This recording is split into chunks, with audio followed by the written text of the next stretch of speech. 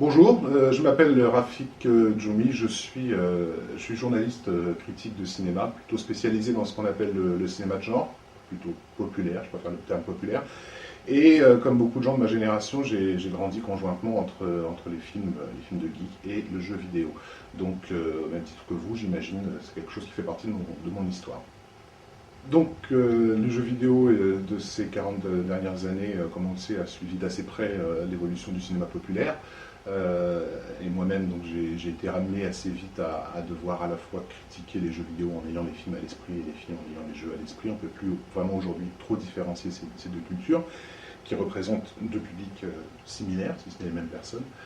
Alors, au risque d'en frustrer certains, je ne suis pas encore convaincu que le jeu vidéo soit devenu un art majeur. Par contre, je pense réellement qu'il est condamné à l'être sous peu. On a beaucoup de signes annonciateurs de cette évolution, de cette métamorphose qui lui est inévitable. Le jeu vidéo a suivi dans son histoire et dans son histoire accidentelle à peu près le même type de parallèle que le cinéma des origines. Quand on connaît bien l'histoire du cinéma de la fin du 19e et du début 20e, on est frappé par les similitudes avec l'histoire du jeu vidéo. Et donc, comme le cinéma n'a fini par devenir un art qu'environ 40 ans après sa création en tant que technologie, le jeu vidéo, qui a 40 ans, est donc sur le point, je pense, aussi de devenir un art majeur. C'est donc ce qui rend absolument essentiel aujourd'hui un travail, à la fois un travail d'analyse, de recherche et de préservation de ce patrimoine et de cette histoire, parce que les choses ne sont pas éternelles.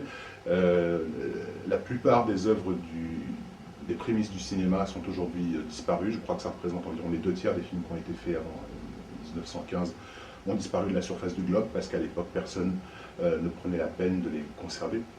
Et donc c'est ce qui est en voie de se passer pour le jeu vidéo. Ça a déjà commencé. Il y a certainement aujourd'hui des jeux qui ont ravi peut-être l'un d'entre vous à une époque de sa vie et qui aujourd'hui n'existe tout simplement que sur la surface du globe. Et ça va ne faire que s'amplifier ce phénomène si quelqu'un ne prend pas les devants et ne développe une forme de cinémathèque du jeu vidéo. Il faut savoir en France que la Cinémathèque française a été créée par 2 personnes qui étaient des jeunes qui aimaient tout simplement le cinéma et qui ne voulaient pas que certains films disparaissent, qui les ont conservés avec leurs pauvres moyens, avant que finalement l'État ne se décide à réaliser l'importance de leur travail et ne les aide à créer ce qu'on a appelé la Cinémathèque française, qui a sauvé environ 60 000 films de la disparition depuis sa création. Le fondateur de la Cinémathèque s'appelait Henri Langlois, et à l'origine c'était un simple cinéphile qui fouillait les poubelles ou qui conservait ce que sa tante avait gardé comme bobine dans son grenier. En fait, quand on m'a parlé de l'association Emo5, c'est la première idée qui m'est venue à l'esprit, c'est l'histoire se répète en fait. On a encore aujourd'hui des jeunes, donc comme ceux de l'association Emo5, qui tentent, avec leurs petits moyens, de préserver un patrimoine qui est d'un média qui est tellement présent aujourd'hui que finalement personne ne réalise qu'il est en train de disparaître à côté. Le jeu vidéo est aujourd'hui le média le plus suivi en termes de revenus le plus important, je crois, en tout cas beaucoup plus que le cinéma et la musique réunis. Et donc on a l'impression de quelque chose d'indestructible, mais c'est faux. Les éditeurs, les distributeurs de jeux ne conservent que ce qui a des chances de leur rapporter de l'argent, tout le reste finit à la poubelle.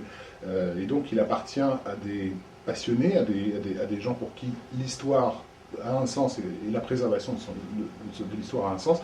C'est à eux qu'il appartient de se mobiliser pour sauver ce patrimoine, sinon il ne faut pas se faire d'illusions, il foutra le camp, il disparaîtra. Et donc, lorsqu'on m'a appris que cette association Amo5 risquait de perdre ses locaux, j'ai trouvé absolument naturel de venir prêter ma modeste voix à leur campagne de sensibilisation et de me permettre de tracer un parallèle assez violent que je veux explicite entre ce que Henri Langlois faisait à l'époque lorsqu'il tentait de créer la Cinémathèque française et ce que Emo5 espère pouvoir faire, c'est-à-dire créer un lieu, un espace où puisse être conservé de la façon la plus sérieuse, la plus organisée, le patrimoine de l'histoire des jeux vidéo. Et déjà, pour commencer, par exemple, le patrimoine des jeux vidéo français, parce qu'on a eu dans les années 80 et début 90 une vague française qui a été assez importante et qui a eu une influence assez importante. Je ne serais pas surpris que certains des jeux de cette ce que les Américains appelaient la French Wave est déjà disparu aussi, ou que les machines qui servaient à lire ces jeux disparaissent progressivement. Donc c'est vraiment une histoire avec un grand H qui risque de partir en fumée si on ne fait pas quelque chose.